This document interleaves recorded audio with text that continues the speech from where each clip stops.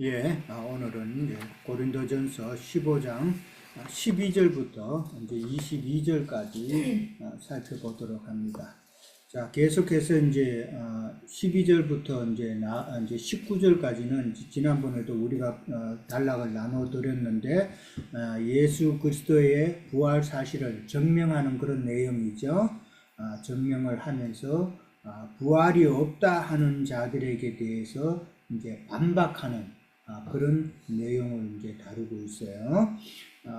참 사도행전 23장 8절에 보면은 뭐 또 다른 데도 있고 하지만은 보면은 부활이 없다 하는 자들은 누구라고요? 사두개인이라고 그랬죠. 근데 사두개인은 부활만 없다고 그래요? 천사도 없다고 그래요. 그러니까 천사도 없다라는 것은 또 무엇을 안 믿는다는 거예요?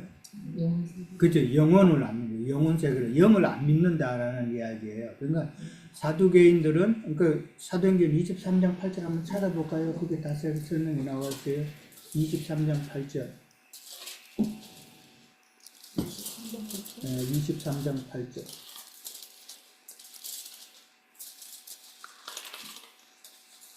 자, 이는 사두개인은 부활도 없고 천사도 없고 영도 없다 하고 바리새인은 다 있다. 그렇죠.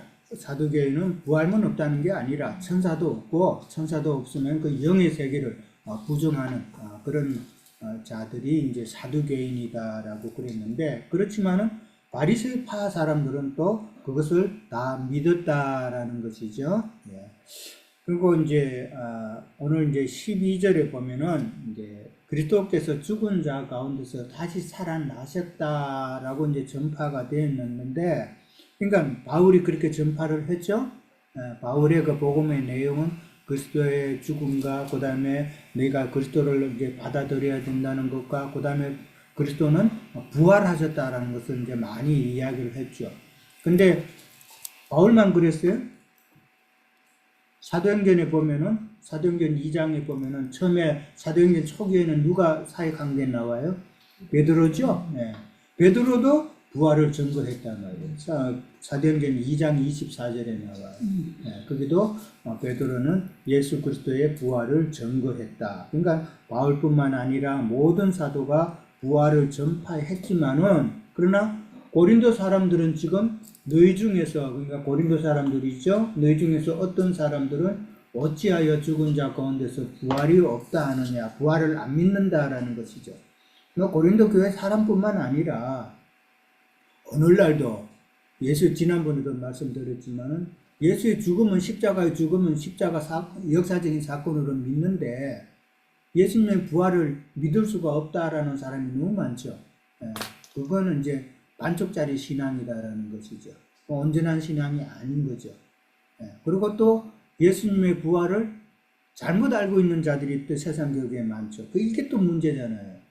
부활이 없다 하는 자도 문제지만은 부활을 잘못 알고 잘못 증거하는 자들도 부활이 없다 하는 자들과 다를 바가 없다라는 것이죠. 그들도 결국은 반쪽짜리 신앙을 가지고 있는 자들이다라는 거. 지난번에 우리가 참 육체로는 죽고 부활하는 것은 영으로 산다라고 우리가 지난번에 나누었죠. 15장 그 42절에서 우리가 나눴어요. 42절 인용을 하면서 나누었죠. 썩을 것으로 심고 썩지 아니할 것으로 거둔다는 거. 욕된 것, 악한 것으로 이제 약한 것으로 이제 심고, 그 다음에 영광스럽고, 그 다음에 강한 것으로 우리가 거둔다라는 것을 우리가 또 나눴었죠. 그러니까 부활을 갖다가 정확하게 성경의 흐름을 이해하고 하나님의 경륜을 이해하고 그렇게 해서 정확하게 부활에 대해서 영의 부활을 증거해야 되는데, 참 육으로 부활한다고 하는 그 부활 사상, 그것은 성경에 맞지 않는 것인데 왜 그렇게 또 그 사람들은 그렇게 이해를 해요?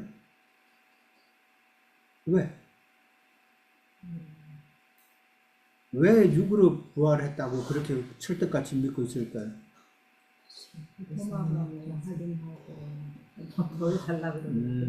그러니까 문자적으로 이제 이해를 한 거죠, 결국은.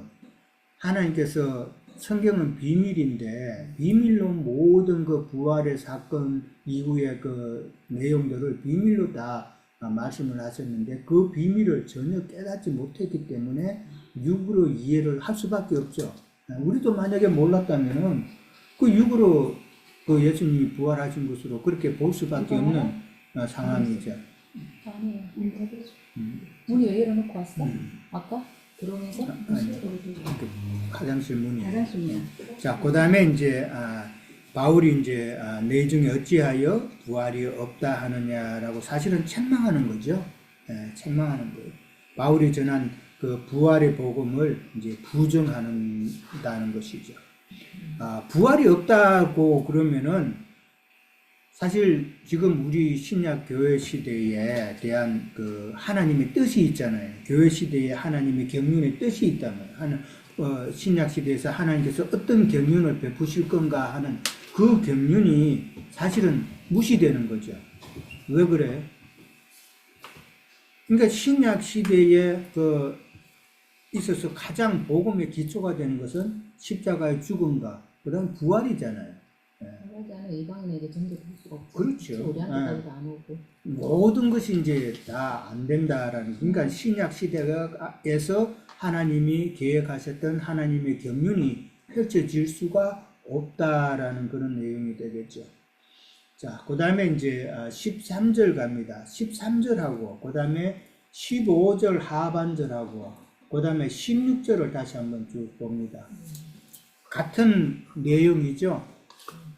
만일 13절 보면 만일 죽은 자의 부활이 없으면은 그리스도도 다시 살아나지 못했다라고 이제 그렇게 이야기를 하죠. 그 다음에 15절 하반절에는 또 만일 죽은 자가 다시 살아나는 일이 없으면은 하나님이 그리스도를 다시 살리지 아니하셨을 것이다라고 또 그렇게 나오고, 그 다음에 16절에는 또 뭐가 나와요? 죽은 자가 다시 살아나는 일이 없으면은 그리스도도 다시 살아나는 일이 없을 것이다 라고 바울이 만일이라는 단어를 해가지고 써가지고 지금 이제 증거하고 있죠. 만일이라는 이런 말은 부활은 사실이다 라는 것을 좀 강하게 표현하는 그런 단어잖아요. 근데 13절하고 15절하고 16절에서 바울은 같은 내용을 갖다가 3번 반복을 했어요. 자, 이 3번 반복한 것에 있어서 바울이 왜 이런 주장을 했을까? 여기서 하나 결론을 생각해 볼 수 있다면은 무엇을 깨달을 수 있을까? 한번 생각해 보셨어요? 근데 저는 이게 되게 몇 번을 읽어봐도 음. 조금 글쎄 표현 자체가 만일 죽은 자의 부활이 없으면 그리스도도 다시 살아나지 못했으리라. 이래서 이게 갑자기 아니 그리스도가 다시 살아나지 않으면 죽은 자들이 부활이 없으리라. 이렇게는 이해가 되는데 만일 죽은 자의 부활이 없으면 그리스도도 또 살아나지 못하리라. 이래서 그 뒤에도 같은 말이라서 이게 도대체가 무슨 말인가 한참 묵상을 좀 하고 이게 참 깊은 말이고 어려운 말이다 이런 생각이 하면서 그리스도는 죽은 자 그러니까 죽은 자기보다도 잔다고 하는 그 안에서 부활을 하시는 거로 말씀하시는 게 아닌가. 그리스도가 그냥 혼자 이렇게 부활하는 게 아니라 그리스도께서 부활하실 때에 구약의 믿음의 선진들이 같이 일어난 거잖아요. 같이 부활한 거잖아. 그 안에 그러니까 우리도 지금 우리 심령 아래 주님이 부활하신 거잖아. 그러니까 우리 영이 살아난 것처럼 그런 표현을 이렇게 표현하신 건가. 왜냐하면 사실은 우리가 알아듣기 쉽다 그러면 그리스도께서 부활을 하시고 하셔야지만이 죽은 자의 부활이 있겠다. 이러면 좀 도신 것 같은데 왜 만일 죽은 자의 부활이 없으면 그리스도가 다시 살아나지 못하시리라. 그리스도 이거 난 좀 어려웠어요. 자의 어떻게 좀 얘기를 자, 시원하게. 다른 분들 그게 좀 준호 말씀 형제님 자체가 이 좀 어렵더라고요. 질문에 어떻게 답하실 수 있겠어요? 네, 말씀해 보세요. 예, 제가 읽으면서 그냥 맥락에서 이해하기로는 하나님의 경륜의 대원칙 같은 거죠. 그래서 죽은 자가 다시 살아나는 일이라고 하는 것, 하나님께서 창조하시고 이 우주를 운영하시면서 계획하신 그 일에는 죽은 자의 부활이 반드시 있기 때문에 그 대원칙이라는 것이 없으면 예수님께서 그 원칙에 어긋나는 일이 될 수는 없잖아요. 그렇죠. 또 하나는 이제 어쩌면 저 이제 고린도 교회에서 그런 식의 논쟁도 있지 않았나 싶은 생각이 들었어요. 뭐냐면, 예수님은 부활했어. 근데 우리는 아니야. 우리는 부활하지 않을 거야. 라는 식으로 이렇게 이분법적인 사고, 즉, 내가 부활하신 그리스도 예수의 영을 받아서 우리가 하나가 됐다는 그런 생각이 아니라 예수님은 예수님이고 우리는 그냥 우리야. 이런 식의 그 생각을 하진 않았을까. 그래서 그들은 자기들은 부활하지 않는다라는 식으로 생각을 하진 않았을까. 만약에 그렇다면, 만약에 그런 믿음을 가지고 예수님을 믿는 우리들은 부활하지 않는다고 하면 예수가 다시 살아나신 일 자체가 필요가 없는 일이니까요. 그것 자체가 부정되는 거니까 그런 의미에서 앞에 이 대화 원칙을 먼저 강조한 것은 아닐까 이런 생각도 예, 해봤습니다. 예, 예. 맞아요. 예. 그러니까 사두개인이 부활이 없다라는 이 주장은 벌써 예수님께서 돌아가시기 전에 이미 사두개인들은 그런 주장을 했다는 거예요. 그러니까 사람에게 있어서는 부활이 없다라고 이제 그렇게 주장하는 것처럼, 그러나 이제 바울이 이렇게 말하는 것은 모든 사람은 심판의 부활이든 그 다음에 영생의 부활이든 간에 다 부활하게끔 돼 있다라는 것이 하나님의 정하십니다라는 것이죠. 이거예요. 예. 지금 이거를 지적하는 거예요. 그러니까 모든 사람은 무조건 하고 그 심판의 부활이든 영생의 부활이든 상급의 부활이든 부활하게끔 되어 있다. 그러니까 만약에 부활하지 않으면은 그냥 이 세상에 살면서 그냥 끝난다라면은 그 사람을 어떻게 하나님께서 뭐 심판하시든 상을 주시든 그럴 방법이 없는 거죠. 그렇잖아요. 그리고 네. 영이 신령이 그리고 올 수도 그렇죠. 그러니까 모든 것이 하나님께서 이루신 아까도 말씀하신 하나님이 모든 것을 창조하셨는데 이 창조의 원칙 중에 하나도 이런 것도 하나님의 창조다. 창조의 원칙이다. 모든 사람은 반드시 부활하게끔 되어 있다. 부활해서 그 영으로 하나님 앞에 심판을 받든 상급을 받든 그것이 하나님의 정하십니다라는 것이죠. 그것을 우리가 먼저 이해를 한다면 13절, 15절, 16절의 내용을 쉽게 이해가 되죠. 하나님의 정하십니다. 그러니까 하나님께서 그렇게 정하셨기 때문에 예수님의 부활도 확실한 것이다라는 것이죠. 사실이다라는 그런 결론이 나오는 것이죠. 그리고 또 하나님이 그렇게 정하신 것이기 때문에 부활에 대해서는 누구도 부정할 수가 없다라는 그런 의미도 되겠죠. 그렇게 이해를 해보면 됩니다. 이게 부활이라는 게 참 사람들에게는 이해하기가 쉽지 않은 부분이 많죠. 뭐 사도행전 우리가 지난번에도 잠깐 나눴던 사도행전 17장에 가면은 바울이 아덴 사람한테 이제 복음을 전할 때에 제일 마지막에 무엇에 대해서 전했어요? 죽은 자의 부활에 대해서 전했잖아요. 그러면서 예수님께서 부활하셨다라고 그렇게 증거하자마자 듣는 모든 사람들이 조롱하면서 떠나갔다고 그랬죠. 그러니까 이런 거는 아덴 사람들은 이성적인 사람이잖아요. 철학적이고 이성적인 사람이기 때문에 이성적으로 사람의 이성으로 생각하기에는 부활했다는 것이 받아들이기가 그만큼 어렵다는 그런 이야기도 되겠죠. 그러나 그것이 부활이 믿어지고 또 더군다나 영으로 부활하셨다라는 것이 믿어진다는 것이 하나님이 얼마나 큰 은혜인가 하는 것이죠. 처음에도 이야기했지만 예수 그리스도의 부활을 육으로 부활을 했다고 주장하면은 영으로 오셔서 그분이 하시는 모든 것을 이해를 못하죠.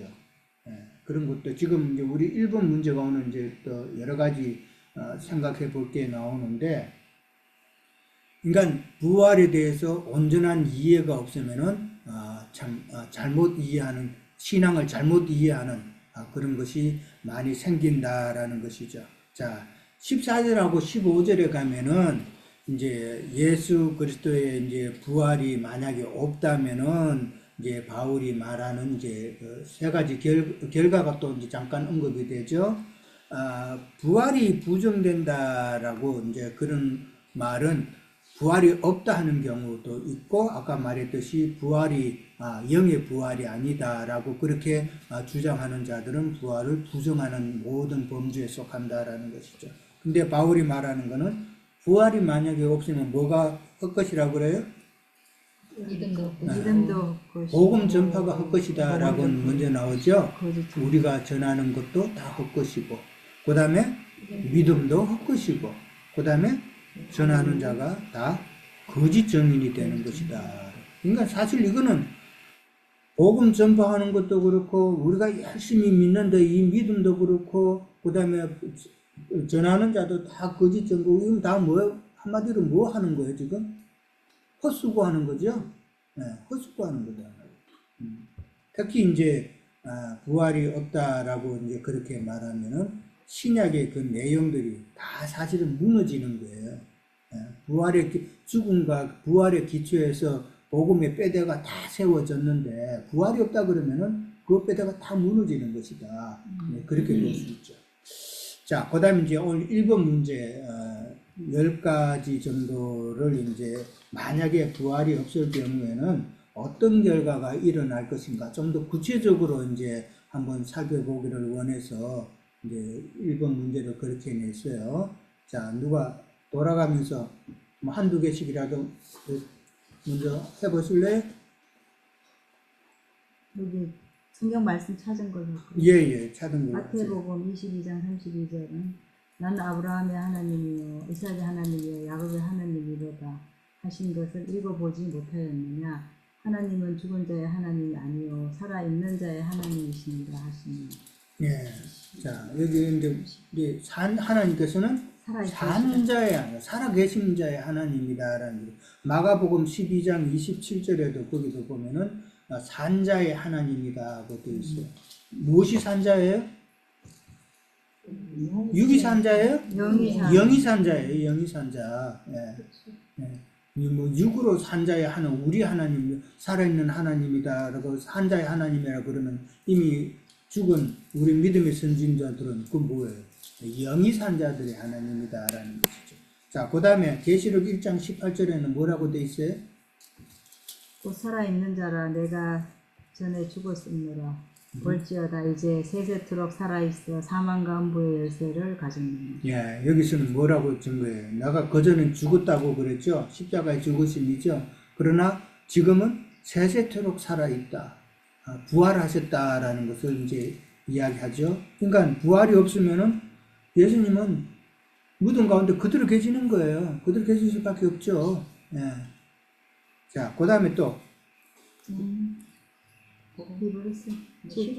예, 히브리서 7장 25절에는 뭐라고 되어 있어요?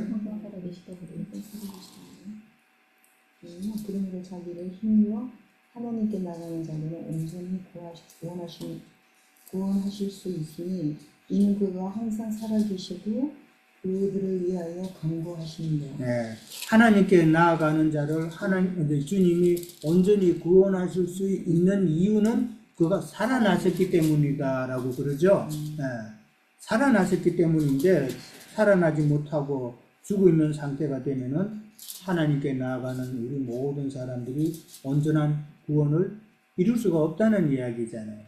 네, 정말 억울한 일이죠. 시간 바쳐, 물질 바쳐, 정성 바쳐, 참 하나님을 섬긴다고 하나님께 나아가는데 온전한 구원을 이룰 수 없다면은 뭐 그것처럼 억울한 일이 어디 있어요. 자, 그 다음에 또 로마서 4장 25절에는 뭐라고? 내가 범죄한 것 때문에 내 중에 되고 또한 우리를 의롭다 하시기 위하여 살아나셨느니라. 예. 자, 왜 살아났다고 그랬어요? 범죄한 것 때문에. 의롭다 하시기 위해서 살아나셨다고 그랬죠. 그 여기서 의롭다 하신다는 말은 무슨 뜻일까? 예수님께서 부활하신 것은 우리를 의롭게 하시기 위해서라고 그랬잖아요. 그러면 그 의는 믿는 그것을 그렇죠. 부활하심으로 인해서 우리 믿음이 대상이 됐기 때문에 우리가 믿는 그 믿음의 의를 우리가 가질 수 있다는 이야기죠. 이해되셨어요? 예. 그러니까 우리를 의롭다 하시기 위해서, 그러니까 믿음의 대상이 될 수 있는 조건은 이제 부활하셔야 되는 거예요. 부활하심으로 우리가 믿음의 대상이 되니까 그 믿는 믿음의 의를 우리가 취할 수 있는 것이죠. 예수 그리스도가 부활하지 않으셨으면 우리는 그 믿는 믿음의 의라는 게 있을 수가 없죠. 그렇잖아요. 예. 생명으로 올 수가 없으니까. 그렇죠. 예, 그러니까 우리를 참 믿음의 대상이 되게 하기 위해서, 그래서 그 믿음의 의를 우리에게 주시기 위해서 부활하셨다. 그렇게 이해를 할 수가 있죠. 자, 그 다음에 또 요한복음 3장 5절에는 하나님이 이런 땅에 떨어져 죽지 아니하면은 뭐 그들이 또 죽으면은 다시 열매라는 말씀입니다. 그러니까 예수 거듭남이 그리스도께서 없는 거예요. 예, 거듭남이 없다라고 보면 되겠죠. 예, 거듭남이 없다. 그 다음에 요한복음 12장 24절도 아니 그게 그게 12장 그게 12, 내가 바꿨구나 이거. 12절. 네, 맞아. 12절. 12장 24절이 이제 성령으로 거듭남이 없다라는 거였고, 그 다음에 요한복음 3장 5절이 생명의 결실이 없는 것이죠. 예, 결실이 없다. 우리가 결실을 맺어야 되잖아요. 예, 믿음의 결실을 참 맺고, 그게 결국은 혼의 구원을 이루어가고, 혼의 구원을 이룬다는 것은 내 속에 있는 육체의 그런 소욕들을 점점점 참 다스려 나가야 되는 그런 모습인데, 부활이 없다 하는 자들은 참 죽어야 될 이 육체의 본능은 죽지 않고 매일 자꾸 되살아나고, 살아야 될 그 영은 참 육체의 그 본능으로 인해서 우리가 날마다 약해진다면은 그건 잘못된 신앙이죠. 그 반대로 우리는 살아야 되죠. 그러니까 부활의 신앙이 우리 속에 있어서 육체의 본능을 날마다 이겨나갈 수 있는 그런 믿음의 삶을 살아야 된다라는 것이죠. 자, 그 다음에 디도서 3장 5절에 보면은 요한복음 아니 로마서 로마서 12장 5절. 로마서 12장 5절로 했어요? 우리는 좀 오케이. 이해가 가고 이와 같이 우리 많은 사람이 그리스도와 한 몸이 되어 서로 지체가 되는 그거 일이라. 빠뜨렸구나. 질문지에는. 질문지에 빠뜨렸구나. 뭐예요? 자, 로마서 12장 5절에 보면은 그리스도 안에서 한 몸이 되어서 서로 지체가 되게 한다 그랬는데, 예수님께서 영으로 부활하셔서 영으로 다 우리들을 유기체로 엮으셨죠? 다 유기체로 엮으셨는데, 그러니까 그리스도 안에서 한 영이 되고 한 지체가 되게 하셨는데, 그리스도의 부활이 없다고 그러면 우리가 지체가 될 수 있어요, 없어요? 안 되는 거다는 것이죠. 네. 또 다른 거, 또 빠진 거 뭐 있어요? 에베소서 1장 20절에서 23절에는 무엇이 없는 거예요, 그러면은? 검세와 머리 되시고 교회가 몸이 되는 그런 관계가 될 수가 없는 거죠. 그 말씀 자체. 충만함이죠. 교회에 그 충만함이 없다라고 보시면 되겠죠. 충만함이 없다. 자, 또 다른 이제 오늘 이렇게 기록이 안 된 것 중에서 또 다른 내용 생각나는 게 있었어요? 만약에 예수 그리스도의 부활이 없다면은 오늘 기록 되지 않은 것 외에 많죠, 사실은. 첫째는 우리가 생명을 얻을 수 없는 거죠. 그렇죠. 생명이 없는데 생명이 결실이 없다고 가운데 올 그러니까. 수도 없고 다 지금 제일 사실은 그렇죠. 사실은 엄청나죠. 근데 이 모든 것을 우리가 역을 한번 생각해 봐요. 그러니까 모든 것을 이룰 수 있는 분은 육신으로 부활하신 그 예수님이 하실 수 있는 거예요? 아니면 영으로 부활하신 예수님이 하실 수 있는 거예요? 영으로. 그렇죠. 지금 우리가 부활이 없을 경우에 일어날 수 있는 모든 상황들을 우리가 아무리 생각해 봐도 그거는 영으로 오신 주님만이 해결할 수 있는 문제지, 육신으로 오신 예수님이라면은 그 예수님이 하실 수 있는 일이라고 생각이 되어져요? 안 되죠. 세상 교회에서도 믿는 것이 가장 큰 문제가 음. 성령으로 와셔서 함께 하신다고도 하고 또 일부러도 이제 앞으로 그리스도께서 재림하실 거라고 이제 그게 가장 큰 폐단이잖아요. 그러니까 그게 이제 지금 큰 이제 부활에 대한 확실한 그 어떤 증거의 계시가 없는 부분은 맞는데 이제 그런 어떠한 것들이 가장 요즘 교회에서는 가장 문제인 것 같아요. 근데 부활에 이 모든 사람들이 생각하는 게 저서부터도요.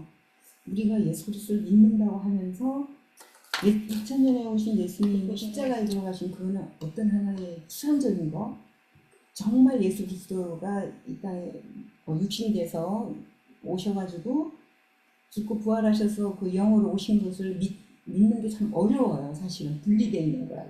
그게 세상 사람과 저도 참 많이 그게 오랫동안 그래요. 근데 어쩌면 우리가 지금 깊이 생각하면 그냥 주님은 참 멀리 있고 그냥 그 살아계신 정말 이 땅에 진짜 예수님이 이 땅에 오셨다는 그 자체를 그냥 생각으로 또 뭐랄까 추상적인 생각으로 하는 것 뿐인가 이런 것들이 좀 생각할 때가 많이 있거든요. 그러니까 그 왜 그래요? 그게 이제 안 될 때, 그게 하나의 상통이 안 될 때 믿음의 관계가 이렇게 형성이 안 되는 부분들이 있더라고요. 네. 참 믿음이라는 게 그러니까 지금 믿음 이야기도 하셨는데 그렇게 믿어지지 않았던 거는 그렇죠. 그런 믿음이 없었던 거는 왜 그렇다고 봐요? 보이지 않는 실상. 그러니까 가르침이 그렇지도 않았었고 그렇죠. 그런 가르침 속에 있지 않았기 때문에 그냥 어떤 추상적이고 그냥 모호하고 혼잡하고 그 가운데서 그냥 그 어떤 혼적으로 그래도 또 믿어지는 것 같고 그러니까 어떤 뚜렷한 게 아무것도 없고 뿌리를 내린 것도 없어서 그 이 사람이 이렇게 말하면 이게 맞고 저 사람이 저렇게 하면 저게 맞고 이제 이런 신앙생활 해왔는데 그러니까 하나의 신처럼 예. 그냥 그러니까 그렇게 제사를 지내고 우리가 그러는 그동안에 해왔던 그런 믿음 생활이라는 것은 어떻게 보면 종교적인 신앙 생활이었기 그러니까 종교에 있는 그 교리적인 거 이런 것으로 다 이제 세뇌가 되었기 때문에 사실 머리로 그렇게 세뇌된 거하고 내 마음으로 진리를 깨달아서 마음으로 새겨지는 그 믿음하고 그 차이죠 결국은. 대부분 우리가 예배당 다니면서 신앙생활 할 때도 그렇게 많은 교리적인 그 설교를 많이 들었잖아요. 그래서 믿음이라는 게 어떤 거라는 거 지식적으로는 알지만은 그러나 내 마음에 믿음이 안 쌓였던 이유가 혹시 또 이제 자기 속에 믿음이 있다라고 주장하는 사람들도 보면은 혼적인 믿음이었잖아요. 감정적이고 혼적인 믿음이었는데 그러나 그게 아닌 참 믿음이라는 것은 결국은 이 말씀이 내 안에서 깊이 깨달아지고 하나님의 뜻을 깨달았을 때 생기는 그 믿음. 그러니까 믿음의 주인이신 바로 예수 그리스도는 바로 말씀이잖아요. 그 말씀이 내 안에 온전히 깨달아졌을 때에 믿음의 주인 그 예수님이 오신 것이고 그러면은 그 믿음은 참 예수님이 주시는 믿음이 되는 거죠. 그 믿음을 이제는 우리는 가지는 거잖아요. 근데 머리에서 이 가슴으로 오는 데까지 굉장히 많이 오래 걸리고 그렇죠. 그게 이제 말씀으로 통해서 내가 깨달아져서 참 그리스도를 믿고 그 부활하신 주님이 영원한 거 이 믿는다는 게 참 아직도 그 사람들은 아마 이게 지식을 여기만 믿고 있을 수도 있어요. 세상 교회에서도 그런 말은 하죠. 이 머리로 믿지 말고 마음으로 믿어야 된다고 말은 하면서도 그 마음으로 믿는다는 그게 어떻게 보면은 혼적인 감정 그런 면으로 또 이제 그 생각할 수가 있기 때문에 그러나 진리의 말씀을 깨달아서 말씀이신 예수 그리스도가 직접 내 심령 안에 와서 그렇게 깨닫는 그런 믿음이 안 됐기 때문에 이제 자매님 이전이나 우리의 이전 그 신앙생활이 다 그런 생활이었다라는 것이죠. 지금도 진행 중이고 빨리. 아니 그게 아니라 실제로 우리가 머리로 지식으로 알고 있나 아니면 심령에서 정말 선생님 말씀대로 이 말씀 깨달아져가 계시를 깨달아지는가 이게 굉장히 어렵잖아요. 네. 그게 한 번 나 자신을 깊이 깨달아 볼 수 있는 시간도 필요하다 이거죠. 그러니까 그러니까 항상 그 지금 영의 말씀이라 했으니까 그 지금은 뭐 우리가 우리한테 그 나형제님을 통해서 그 영의 말씀으로 선포하고 계시잖아요. 나팔을 불고 그 말씀이 우리한테 떨어지는 것이 지금 좀 함께 하시는 거고. 나도 어떨 때는 내 머리로만 그냥 아직 이렇게 지나가는 건가 내 자신에게도 굉장히 그런 게 많이 그게 그러니까 지금 요즘 그 우리 나행님이 많이 강조하시는데 이제 때가 보이잖아요. 그러니까 행제님도 이제 좀 답답하신 그런 게 있어서 많이 깨어 있으라고 자꾸 말씀하시고 그러시는데 정말 깨어야 될 때다. 지금 자매님 말씀하는 것처럼 빨리 그게 이제는 온전한 믿음을 이루기 위해서는 말씀에 좀 더 집중을 해야 된다라는 것을 우리가 다 생각을 하잖아요. 사실 저는 요즘 가만히 보면 나이 드신 분들이 뭐 할 일이 없어가지고 엉뚱한 뭐 세상적인 거 찾아가고 뭐 한국 같으면은 좀 노인네들 뭐 다들 모여가지고 바둑 두고 장기 두고 뭐 이러잖아요. 야, 참 그런 거 보면은 뭐 여기도 마찬가지로 뭐 자기 좋아하는 거 하고 뭐 맨날 에브리데이 진짜 골프장 가서 사는 사람도 있고 뭐 그런데 뭐 골프 친다고 해서 나쁜 건 아니고 뭐 저도 골프를 치니까 그렇지만 에브리데이는 안 가죠. 그러니까 절제가 돼야 되는데 절제하지 못하고 그렇게 간다고 보면은 참 한심스럽죠. 한심스럽다기보다 좀 답답하다는 생각이 들어요. 마지막 때 이제 죽음을 준비하고 영세를 생각을 하고 믿음을 생각해야 될 때에 지금 엉뚱한 것으로 다들 시간을 보내는 거 보면은 조금 답답하다라는 그런 마음이 들어요. 그러니까 우리도 마찬가지야. 믿는다고 이런 말씀에 들어왔다 하지만 우리도 이제는 좀 더 다 이제 60이 넘고 그러니까 진짜 이제 각성해야 될 때, 정말 깨어질 때다라는 거. 세상 지금 우리는 이 세상의 것을 위해서 사는 사람이 아니잖아요. 그러니까 좀 더 영적인 면에 말씀을 접하는 일에 좀 더 마음을 모아야 된다라는 것을 이제 지적을 하는 것이죠. 다들 그렇게 한 번쯤은 좀 더 깨어 있기를 바랍니다. 그러니까 육의 몸으로 오신 예수님도 인자 예수님의 때에도 그 사역이 한정이 돼 있었죠. 그렇죠? 인자 예수님으로 오셨다고 해가지고 모든 것을 다 하실 수 있는 것은 아니었다라는 것이죠. 그러니까 예수님께서는 뭐라고 그랬어요? 제자들에게 나중에 너희가 그 영을 받으면은 너희가 나보다 더 큰 일을 감당한다라고 그러셨죠. 예수님은 육신의 몸을 입고 있었기 때문에 한정된 사역이었지만 그러나 그 사역을 좀 더 크게 확대하고 참 제자들에게 그 능력을 주시기 위해서 영으로 오셔야만 되는 것이다라는 것을 잘 이해를 하시기 바랍니다. 자, 그 다음에 이제 17절에서 이제 19절에 가면은 다시 바울이 부활이 없을 때의 그 결과를 다시 한번 언급하고 있죠. 17절에 갑니다. 그리스도께서 다시 살아나신 일이 없으면 너희 믿음도 헛것이요. 그 다음에 너희가 여전히 죄 가운데 있다라고 그럽니다. 그러니까 믿음이 헛것이라는 말은 앞에서도 나왔는데 너희가 여전히 죄 가운데 있다고 그랬습니다. 부활이 없으면은 우리가 구속함도 안 되고 어렵다 하시면 받을 그렇죠? 수 없으니까. 그러니까 신약의 모두 복음의 기초는 예수 그리스도의 죽음이고 그 예수님께서 나를 위해 십자가에 못 박혀 돌아가셨다는 것을 내가 받아들이는 것이 이제 믿음의 시작이잖아요. 그리고 그 부활 사실까지 다 인정이 되어야만 우리가 죄의 모습에서 사탄은 우리를 늘 정죄하잖아요. 너는 죄인이야, 너는 죄인이야 라고 하나님 앞에 서서 그렇게 하지만은 그러나 내가 예수 그리스도를 은혜를 힘입어서 내가 죄인이 아니다라는 것을 이제 우리는 또 선고를 받게 되죠. 그러면은 우리가 죄의 권세에 대해서는 우리는 어떻게 생각해야 돼요? 우리가 믿는다고 해서 죄의 권세에 대해서는 다 문제가 해결이 된다고 봐요? 네, 삼위자매님 한번 말씀해 주시죠. 제가 가득 육체 안에는 있는 거니까 말씀을 그러니까 내가 여전히 죄 가운데서 내가 죄인이다라는 것은 이제 내가 믿으면서 이제 그것이 다 나오지만은 그럼 죄의 권세에 대해서는 어떻게 생각하느냐는 거죠. 예. 제가 여기서 보면은 왜 원래 예수님은 죄가 없으신 분이신데 우리 죄를 속하기 위해서 오셨잖아요. 그래서 부활하신 것이 이제 우리 죄를 속하기 위해서 부활하신 건데 그것이 여기서 보면은 16절에서 막 강전이 읽으셨는데 만일 죽은 자가 다시 살아나는 일이 없으면 우리는 예수님은 죄가 없어서 성령이신 말씀으로 오신 분인데 우리는 죄가 있어서 죽었잖아요. 양심이 죽어 있었잖아요. 그래서 우리를 살리시기 위해서 오신 것인데 그게 이제 17절에서는 그리스도께 다시 살아나심이 없으면 너희 믿음은 헛되고 너희가 여전히 죄 가운데 있을 것이요.